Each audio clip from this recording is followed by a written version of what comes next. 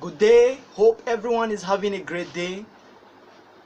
Well, I want to speak on African traditional medicine. In every society, in every cultural environment, there are certain medical practices that suit that environment. In Asia, in Europe, in the America, in Africa, and so on, they all have their unique medical system that suits the environment and the climate. Likewise, in Africa, Africa has their own medicine or ways of prescribing medicine that suits the inhabitants of Africa and Africans in the diaspora. One unique medical practices in Africa is called African traditional medicine. This is a medical practice that is common among Africans, that is African oriented, that belongs to Africans. African traditional medicine, more often than not, has been right from time immemorial. This practice has been right from time immemorial, right from humanity, when humans existed in Africa.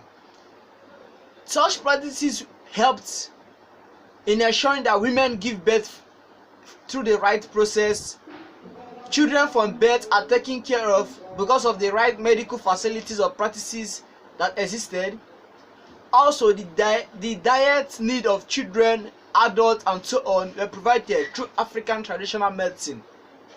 And this African traditional medicine, or what I would call ATM, African traditional medicine, was unique to Africans, and it brought out the best out of Africans. African traditional medicine helped in bringing out longevity among Africans. Africans lived up to 70, 80, 90, 100 plus. Even there are some places in Africa where some persons were able to live up to 150, 160, and so on. African traditional medicine aims at removing sicknesses from the African person, and not just removing sickness, it ensures that it does not cause damage to the human body. Mainly, African traditional medicine focuses on herbs, natural feeding, that is the natural foods, not artificial foods, and so on.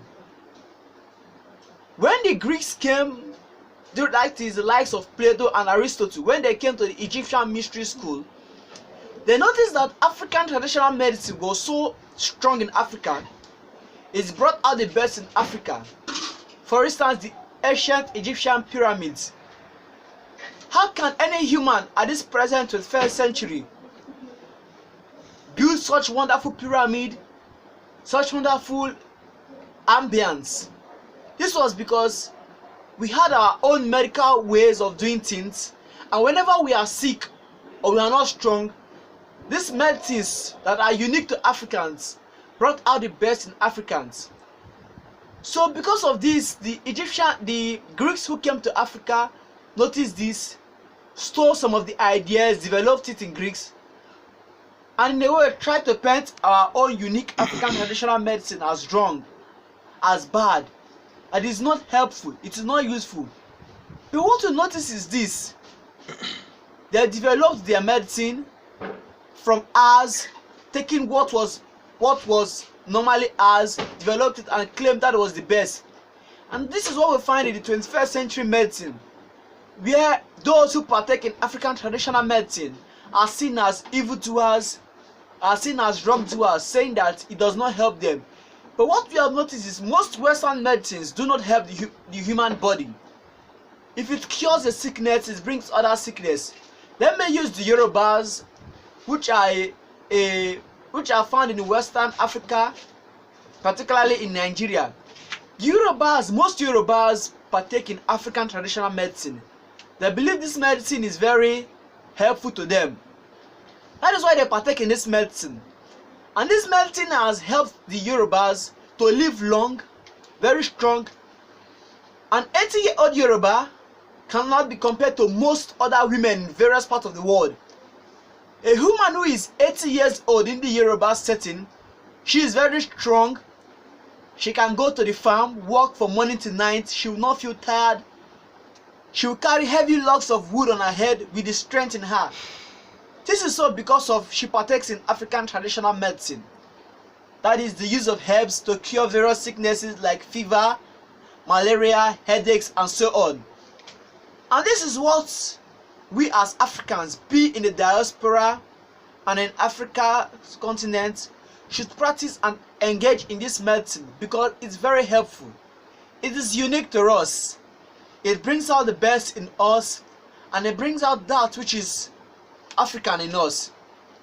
When we do not partake in this African traditional medicine, we end up imploring various illnesses into our body like cancer, kidney failure, and so on.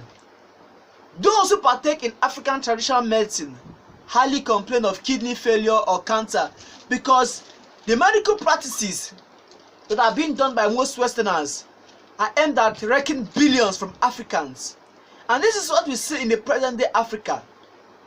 They claim that they are curing sickness for us, but at the end we are spending billions of trillions of money. And while we have our own unique medical ways of helping the humans in Africa, and this is one mistake we need to clear from the African setting. African traditional medicine is unique to Africans. It helps the African person. It brings out the best in the African person.